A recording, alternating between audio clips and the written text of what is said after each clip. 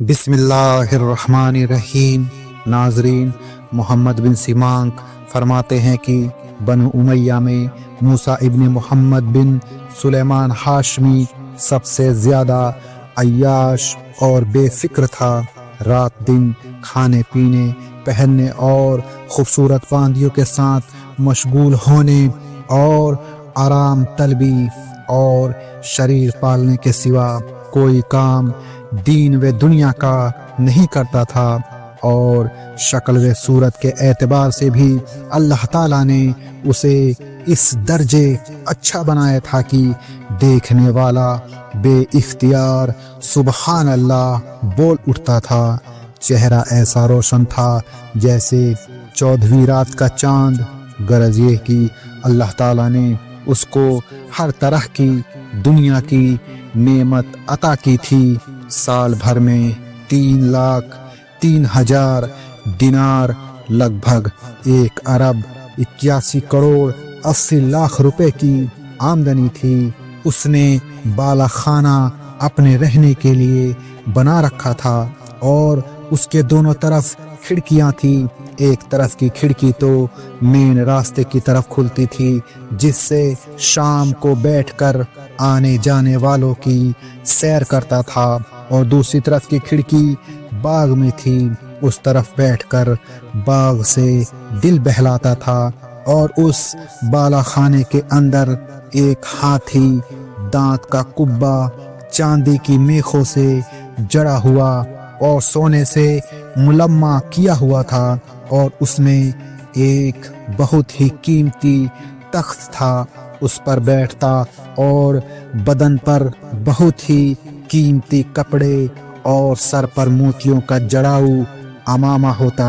ادھر ادھر بھائی برادر اور مجلس کے یار دوستوں کا جمگھٹا، اور پیچھے غلام و خادم رہتے، اور کبے سے باہر گانے والی عورتیں رہتی کبے میں، اور ان عورتوں میں ایک پردہ لٹکا ہوا تھا۔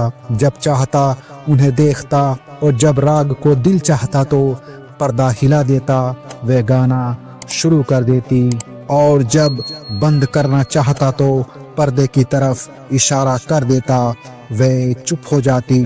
مطلب یہ کہ اسی کام میں اس کی رات گزرتی تھی۔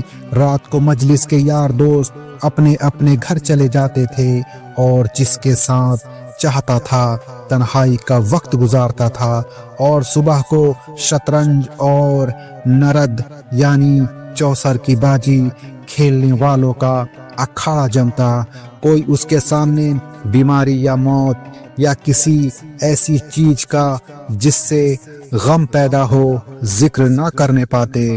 عجیب عجیب قصے اور واقعات جن سے ہنسی اور دل لگی ہو اس کے سامنے ہوتی، اور ہر روز نئی نئی پوشاکیں اور طرح طرح کی خوشبوئیں استعمال کرتا۔ اسی حال میں اسے 27 سال گزر گئے۔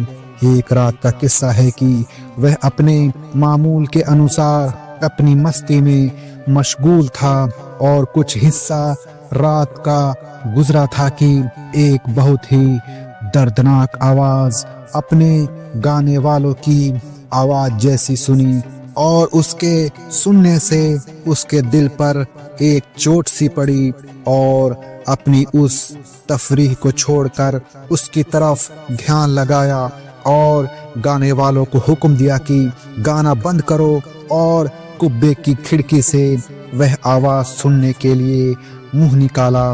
کبھی تو وہ آواز کان میں آ جاتی اور کبھی نہ آتی۔ اپنے غلاموں کو آواز دی کہ اس آواز دینے والے کو یہاں لے آؤ، اور خود شراب کے نشے میں چور تھا۔ غلام اس کی تلاش کے لیے نکلے، اور آہستہ آہستہ اس تک پہنچے۔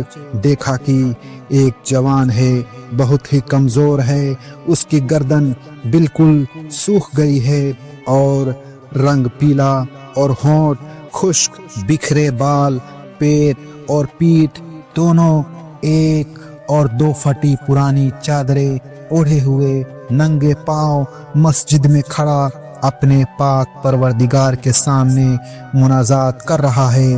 انہوں نے اسے مسجد سے نکالا اور لے گئے اور کچھ بات چیت اس سے نہ کی، اسے لے جا کر سامنے کھڑا کر دیا۔ اس نے دیکھ کر پوچھا یہ کون ہے؟ سب نے کہا حضور یہ وہی آواز والا ہے جس کی آواز آپ نے سنی۔ پوچھا یہ کہاں تھا؟ کہا کہ مسجد میں کھڑا ہوا نماز میں قرآن پڑھتا تھا۔ اس سے پوچھا تم کیا کر رہے تھے؟ کہا میں اللہ کا کلام پڑھ رہا تھا۔ کہا ذرا ہم کو بھی سناؤ۔ اس نے اعوذ باللہ اور بسم اللہ کے بعد سورہ مطففین کی آیت نمبر 22 سے لے کر 28 تک پڑھی، جن کا ترجمہ یہ ہے یعنی بے شک بندے آرام میں ہوں گے، تختوں پر بیٹھے سیر دیکھ رہے ہوں گے، تو پہچانے گا ان کے چہروں پر تازگی نعمت کی، ان کو پلائی جائے گی خالص شراب جو مہر بند ہوگی، اس کی مہر بجائے موم کے مشک کی ہوگی، اور اس شراب میں رغبت کرنے والوں کو چاہیے کہ رغبت کرے، اور اس میں تسنیم ملی ہوئی ہوگی۔ وہ ایک چشمہ ہے جس سے مقرب یعنی اللہ کے خاص اور قریبی بندے پیئیں گے۔ یہ آیتیں پڑھ کر اور ترجمہ سنا کر اس نے کہا ارے دھوکے میں پڑے ہوئے وہاں کی نعمتوں کا کیا بیان ہے؟ وہ کہا اور تیرا یہ قبہ اور مجلس کہاں؟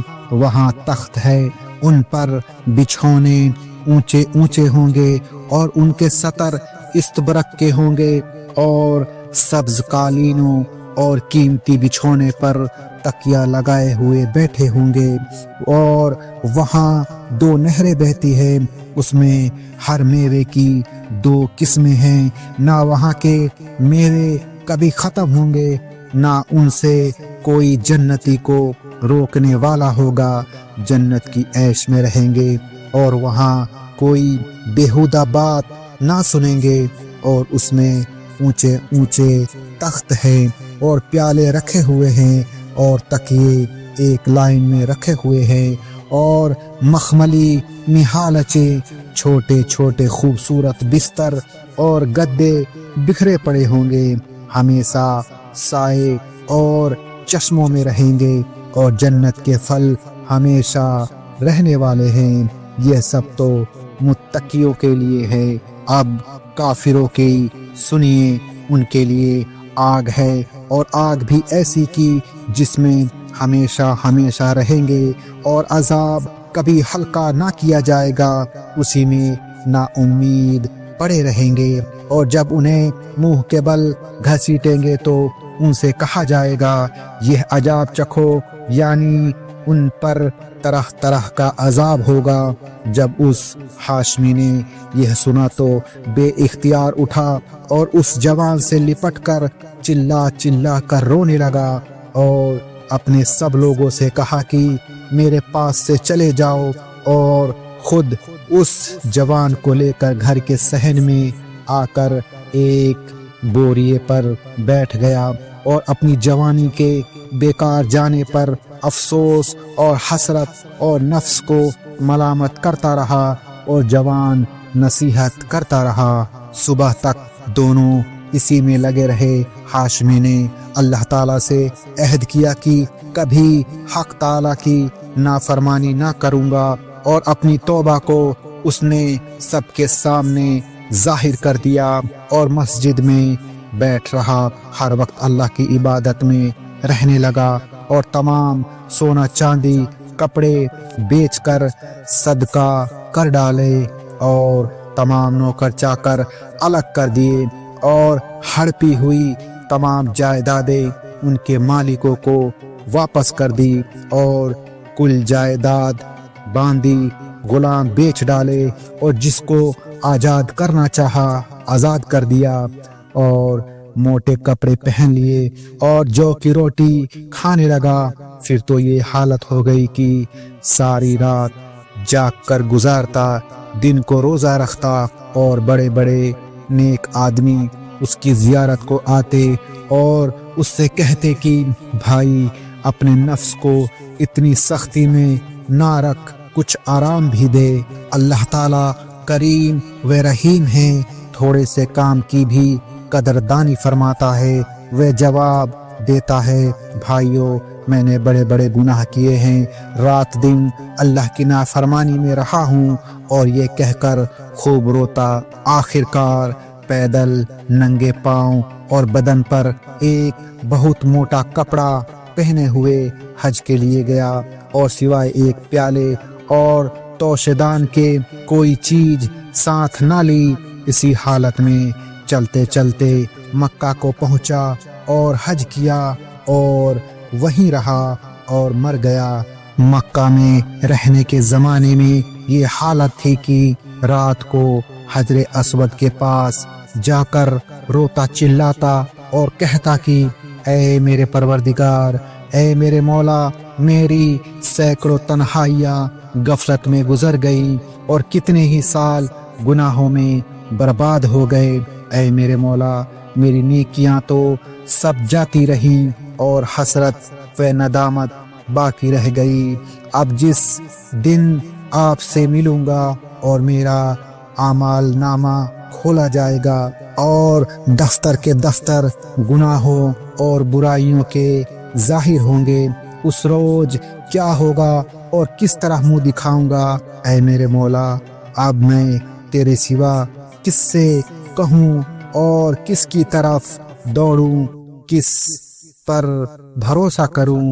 میرے مولا میں اس قابل تو ہوں نہیں کہ جنت کا سوال کروں، میں تو آپ سے عظیم دریائے رحمت اور آپ کے فضل و عطا کے بادل سے یہ سوال کرتا ہوں کہ میری خطاؤں کو بخش دیجئے، آپ ہی مغفرت کرنے والے ہیں، آمین۔